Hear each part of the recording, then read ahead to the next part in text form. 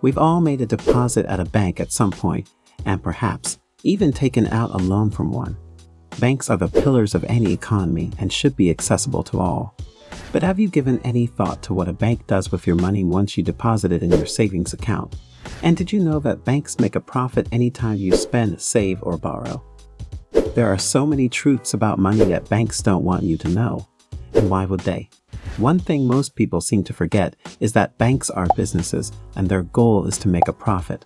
One of the ways they do this is by keeping us in the dark with the truths about money. If people knew more about how money works, many banks would probably close down.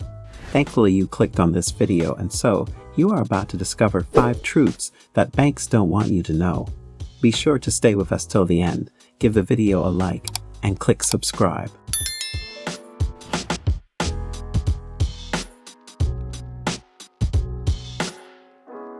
Banks are one of the safest places you can keep your money. The money is protected from fire or theft.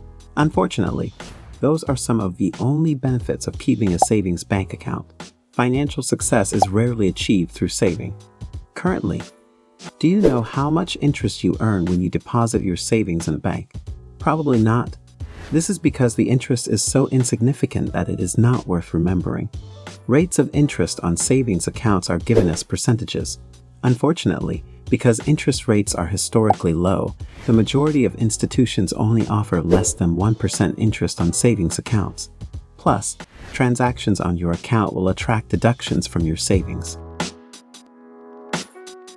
Your wealth's fundamental value is essentially declining yearly. It would be far better for you to use that money now than to keep it in the bank. Your money's purchase power will be much lower than it is now in a few years, and when asset prices, like homes and equities, are rising enormously, as they have recently, and inflation is skyrocketing, as it is right now. In truth, banks are places to park your money, not to create money. We are not saying banks are bad. They are fine for storing emergency funds. But what we want you to know is that keeping your money in a bank will not make you rich. Over time, it will depreciate and have less value. The best way to increase wealth is by investing.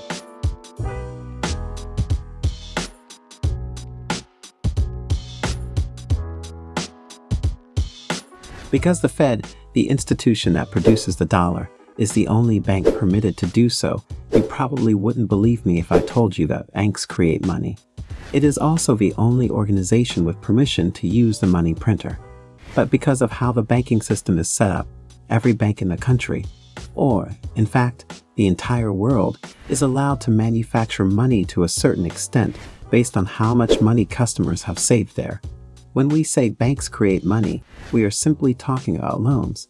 Since modern money is simply credit, banks can and do create money literally out of nothing simply by giving out loans. Imagine you deposited $5,000 in a bank today. You would not have any knowledge of what the bank will use your money for. They loan your money to others to finance homes, businesses, or cars at an interest rate much higher than the low rate on your savings account.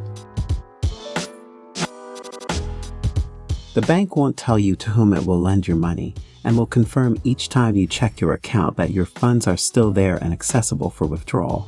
So if your money is still in the bank, where did the bank get the money to lend to someone else? Well, that's your money being given as a loan. And when the lenders pay back the money, they do so with so much interest, hence making profit for the bank. Sadly, savers don't get to enjoy the profits of the bank and are stuck to a lousy savings interest rate of less than 1%. Fractional reserve banking means banks are only permitted to keep 10% of deposits and lend the rest. For every $1,000 you deposit in the bank creates another $900 and loans it to someone else.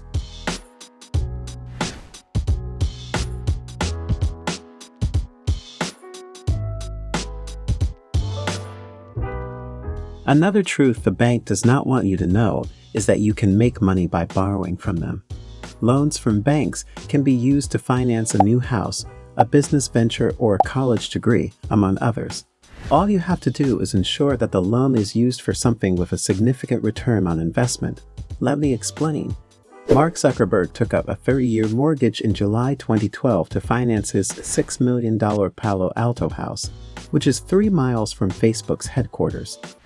He was 28 years old and the world's 40th wealthiest person at the time, valued at an estimated $15.6 billion. Why would you go into debt if you have billions of cash and can easily pay it?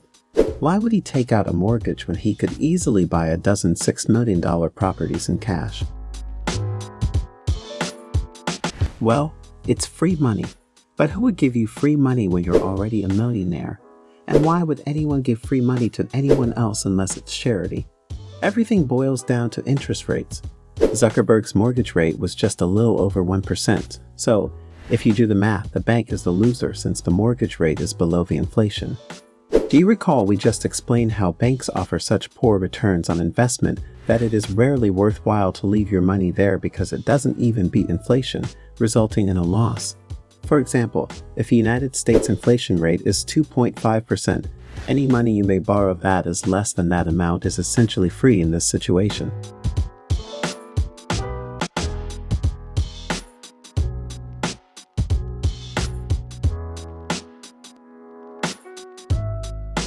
Banks, like any other business, are for profit.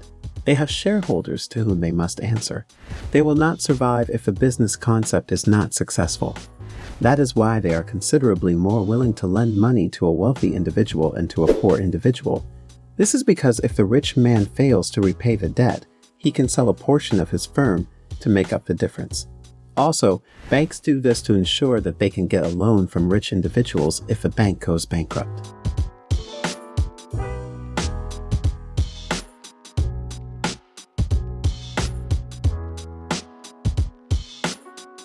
With its simplicity of use and handy payback possibilities, a credit card has become an integral element of many people's lives. A credit card's discounts and deals are unrivaled by any other financial product and spell a fortune for the intelligent user. However, credit cards can become debt traps if they are not utilized effectively or if you spend more than you can repay when the bill arrives. Your credit card is not the same as your mortgage. If you do not pay your credit card debt on time, it will inflate far more than you can think. Banks use credit cards to charge exorbitant interest rates, taking advantage of the fact that many consumers are poor money managers with the biggest impact on lower-income households. Most Americans have debts from their credit cards. According to a recent GoBanking Rates survey, 30% of Americans have credit card debt between $1,000 and $5,000.